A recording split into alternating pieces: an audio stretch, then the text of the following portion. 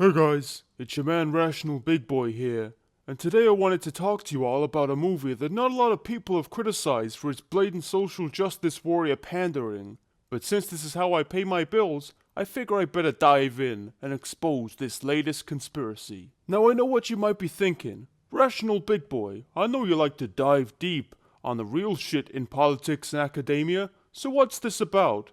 The newest Marvel superhero movie? The newest Marvel superhero movie? Or is this even about the Star Wars? No, today I'm talking about 12 Angry Men, the 1940s courtroom drama often called one of the best films ever made. You might proclaim, but Rational Big Boy, every single character in this movie is a straight white male. How can it be SJW propaganda?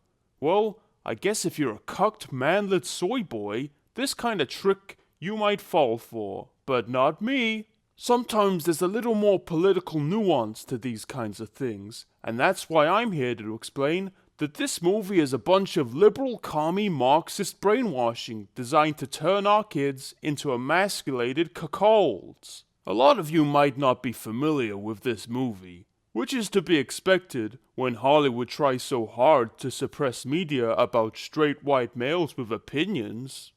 So I'll give you all a brief rundown. It tells the story of a mixed-up kid of unclear ethnic descent standing trial for murdering his own dad, and specifically the trials and tribulations of the jury as they fight it out to figure out the final verdict. A movie about white men deciding the fate of a criminal minority? Sounds red pill as fuck, Rational Big Boy.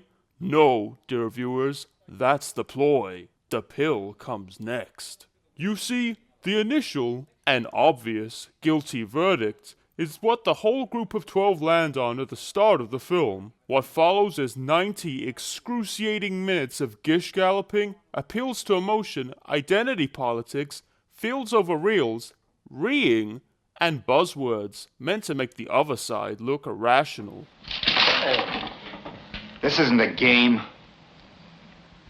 And it all centers around the main character, Juror 8. And I mean, look at this guy.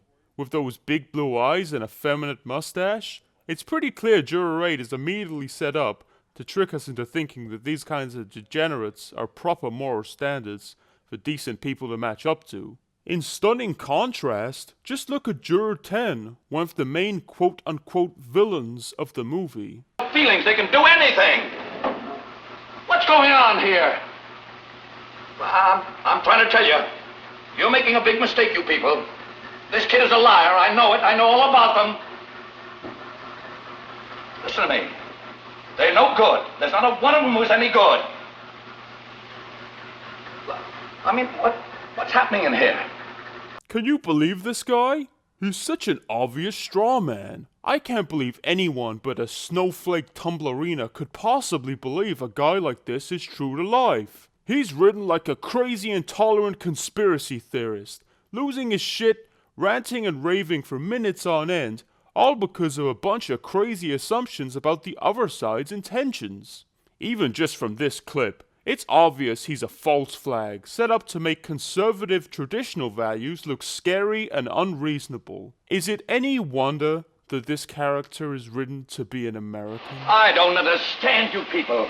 Most of the movie goes like this. Lib Cuck Commie Juror 8 makes a touchy-feely argument that's meant to make him sound smart, and all the common-sense family men suddenly go crazy and can't make a single argument against him. Juror 3 does the best job of seeming like he's got a good head on his shoulders, but just look at how he's presented. A four-eyed manlet with a low-test voice. And even he changes his mind as the movie goes on. Juror 7, a baseball fan who just wants to go to the next big game, should be the hero of this movie. He's a regular old blue-collar dude who doesn't want to fall into all this emotional political stuff. Just like you and me. But you guessed it, because he doesn't fall for the soy-guzzling, tree-humping, hashtag I'm with her Hillary voter rhetoric, he gets portrayed like a bad guy too. On the topic of Hillary, you notice something else about this movie? That's right, There's at least 8 different negative portrayals of straight white men in this movie, and not a single negative portrayal of women. No negative portrayals of gay people too, or the transgenders. Negative portrayals of minorities? Well, there's one. Maybe. But I guess the writers got scared because even he gets retconned into a good guy by the end.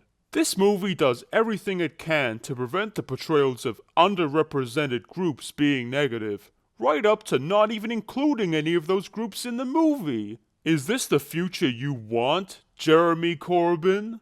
I guess so. And if you've got any doubts about the points made about this movie, I've got one key piece of research for you to consider.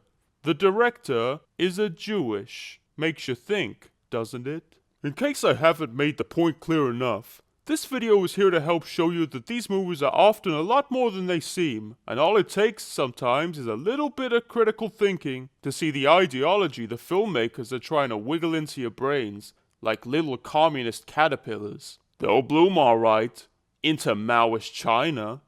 This movie might seem like it's not a bunch of SJW minority propaganda because it's a bunch of straight white guys in the 50s, but it's in there, and it doesn't stop there. In fact, it goes to the highest levels of the media. You ever hear of a film called Jurassic Park? Humans versus dinosaurs. What could be the harm? But in fact, there's a moral message to the movie. Male CEO, male scientist, female researcher on the team of the good guys. Anti-male Marxist propaganda. The Godfather? Huh, it's right there in the title, dummy. Anti-male Marxist propaganda. Pretty much everything Martin Scorsese ever did. You bet your ass that shit's fodder for the blue-haired snowflakes to schlep their flappers to. It goes all the way to the top.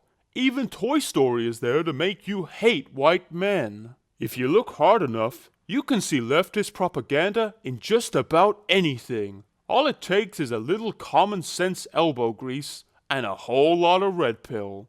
Open your eyes, my friends. It's everywhere, in everything by everyone. The Last Jedi is just there to make you think these things are random oddities. But just like breaking Kylo Ren's cool hat, all it reveals is the deep, internal cuckoning. Don't let them trick you, dear viewers. This shit's for real.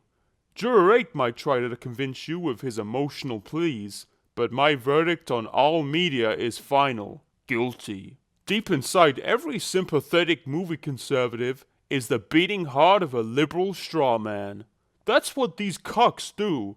They just set up not real, fake, angry conspiracy theorists to make you think these issues are overblown or rooted in confirmation bias. No, viewers, it's real, and they're coming for all of us.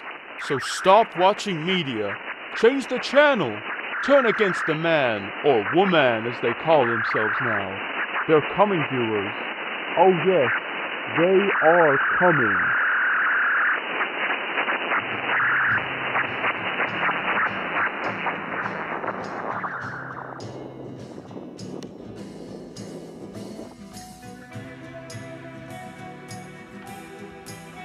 By the Holy Trinity. They figured us out!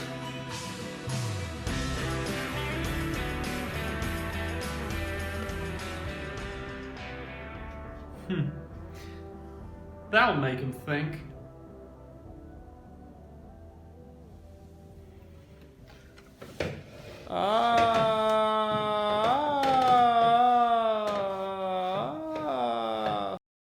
Don't give me that. I'm sick and tired of facts. You can twist them any way you like. You know what I mean?